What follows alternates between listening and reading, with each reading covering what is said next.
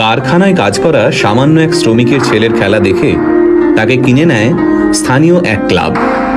বাচ্চা ছেলেটির বয়স তখন মাত্র 5। কিন্তু ভাগ্যের কি পরিহাস, মাত্র 11 বছর বয়সে এক বিরল রোগ ধরা পড়ল এই বিস্ময় বালকের। পরিস্থিতি এমন হলো যে চিকিৎসা শুরু না হলে বাচ্চাটির প্রাণ সংশয় হতে পারে। সেই চিকিৎসার জন্য মাসে 75,000 টাকা প্রয়োজন। কিন্তু সামান্য এক শ্রমিক বাবা কিভাবে জোগাড় করবেন এই টাকা?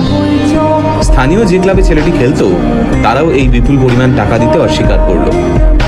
খেলা তো দূর, একটা সময় যার বেঁচে থাকা নিয়ে সংশয় দেখা গিয়েছিল, আজ সেই ছেলেটাই এই পৃথিবীর সর্বকালের সেরা একজন ফুটবলার। হ্যাঁ, ঠিকই ধরেছেন। আজকের ভিডিওতে আমরা কথা বলবো লিওনেল মেসিকে নিয়ে। 1987 সালে আর্জেন্টিনার রোজারিওতে জন্ম হয় মেসির। বাবা কাজ করতেন স্টিল ফ্যাক্টরিতে, মা ছিলেন সাফাই কর্মী।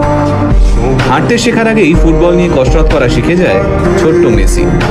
পায়ে বল নিয়ে যেন জাদু দেখাতে পারত ছোট্ট ছেলেটা। তার খেলা দেখে মাত্র 5 বছর বয়সে তাকে কিনে নেয় স্থানীয় এক ক্লাব। ছোট্ট মেসির খেলা দেখতে দূর দূরান্ত থেকে মাঠে ভিড় জমাতো দর্শকরা। তাই মাত্র 5 বছর বয়সী মেসির খবর ছড়িয়ে পড়ে আর্জেন্টিনা থেকে স্পেনে। পরিবারের মুখে দুবেলা খাবার তুলে দিতে প্রতিদিন মাথার ঘাম পায়ে ফেলতে হতো মেসির বাবাকে। ছেলের প্রতিভা দেখে নিশ্চিন্ত হন মেসির বাবা। ভেবেছিলেন কষ্টের দিন শেষ হতে চলেছে। সবকিছুই ঠিকঠাক চলছিল। সবাই জানতো মেসি ইউরোপের বড় কোনো ক্লাবে খেলবেই। তারপর মেসির যখন বয়স মাত্র 11, তখন ধরা পড়ল এক বিরল রোগ, গ্রোথ হরমোন ডেফিসিয়েন্সি। এই রোগের কারণে বাচ্চার বৃদ্ধি কমে যায়, সাথে বেড়ে যায় ওজন। এই রোগের চিকিৎসা করাতে প্রতিদিন মেসির পায়ে 2টো ইঞ্জেকশন দেওয়া হতো। এই চিকিৎসা করতে মাসে খরচ হতো প্রায় 75,000 টাকা। মেসির পরিবারের পক্ষে এই বিপুল পরিমাণ টাকা দেওয়া অসম্ভব হয়ে দাঁড়ায়। আর ওই সময় মেসির ক্লাব এই বিপুল টাকা দিতে অস্বীকার করে। চিকিৎসার খরচ জোগাতে বিভিন্ন ক্লাবের দরজায় দরজায় ঘুরতে থাকেন মেসির বাবা। কিন্তু মাত্র 11 বছরের একটা বাচ্চার জন্য প্রত্যেকটা ক্লাব এই বিপুল পরিমাণ টাকা দিতে অস্বীকার করে।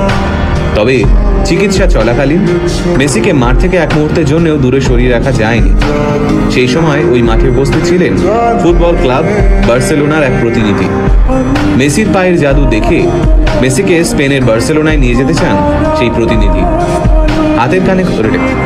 হাতের কাছে কোনো কাগজ না থাকার কারণে একটা ন্যাপকিনেই কন্ট্রাক্ট লেখা হয়। তাতে সই করেন মেসির বাবা। সেই বহুমূল্য ন্যাপকিন এখনো মেসির কাছে রয়েছে। তারপরের ইতিহাস আমরা সবাই জানি। বার্সেলোনায় ইতিহাস তৈরি করেন তিনি।